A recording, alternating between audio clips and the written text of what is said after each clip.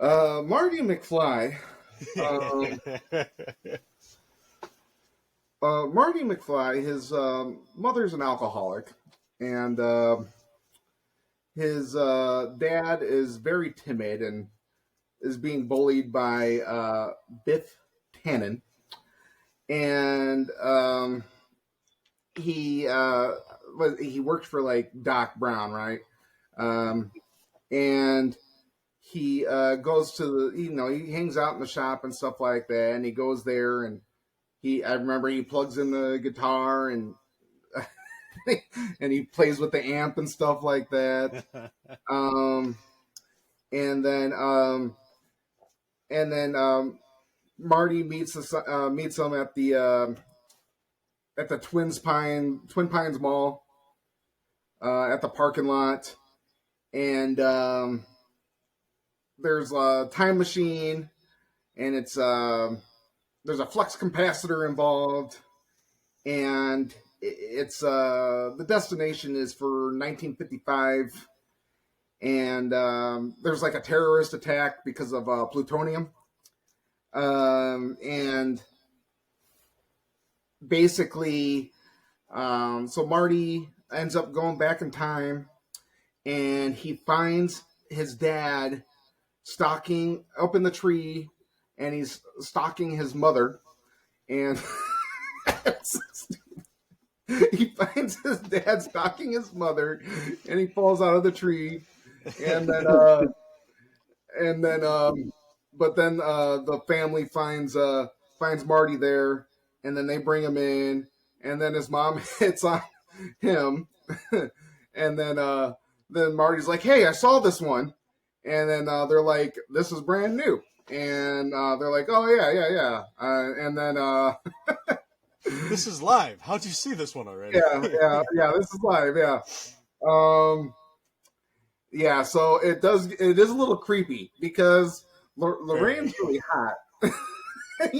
Yes, you're watching this, and she's really hot. At the same time, it's his mom. so you're kind of having very weird feelings about this whole thing.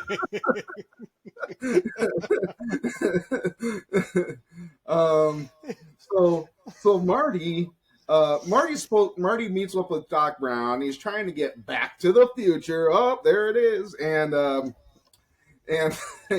but at the same time, he's like, "Oh crap! I got to figure out how to get my dad back with my mom."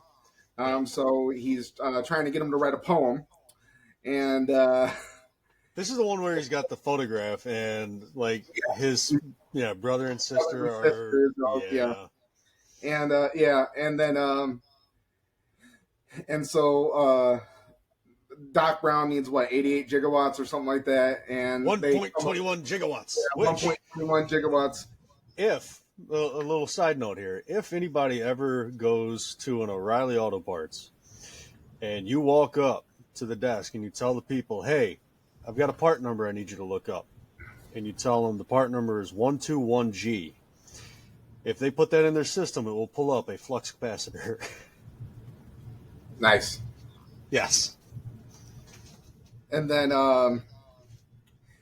anyways, so they hook it all up to the clock tower in town. Oh, anyway, no, wait, I'm skipping a lot of stuff. So he pisses off Biff at the shake shop where the future mayor is there. The future mayor is working at the shake place, and Marty's being chased by Biff and his gang, and he invents the skateboard by breaking a scooter, some kid's scooter, and Biff and the gang end up in some fertilizer. And then, so anyways, Doc Brown, Marty's going to meet Doc Brown. I think it's on the dance night, right?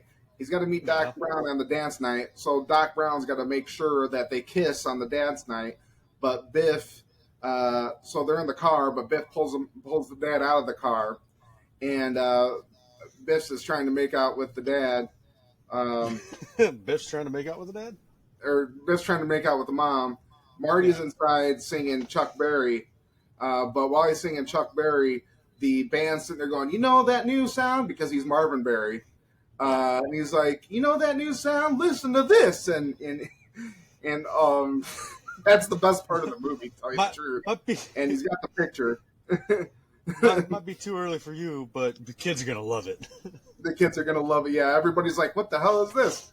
And there's a guy with the 3D glasses, and nobody knows why he has 3D glasses.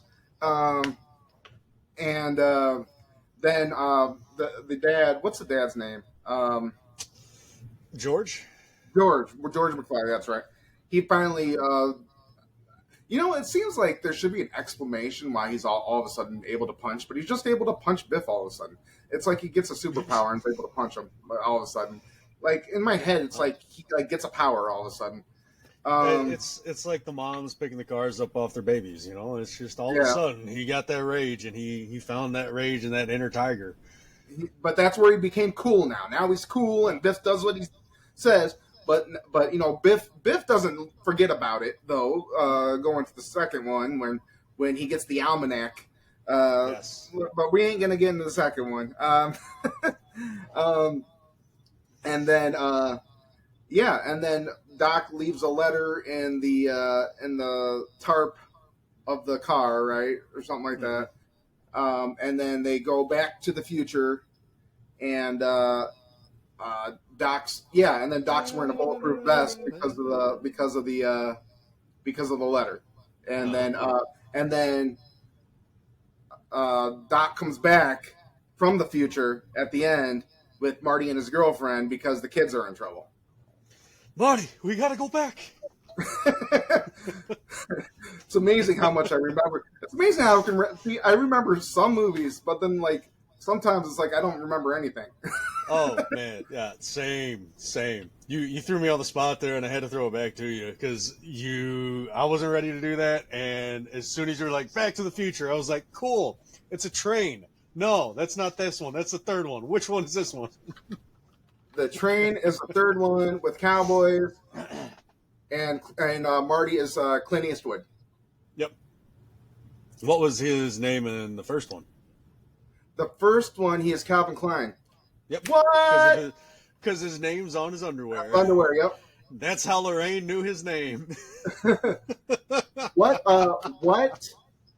rock star is in the second one? Oh. See, I know the first and the third the best. I don't remember the second. It's Marty's boss. Who is that? It's from the Chili Peppers. I'm not going to get it. It's Flea. Flea?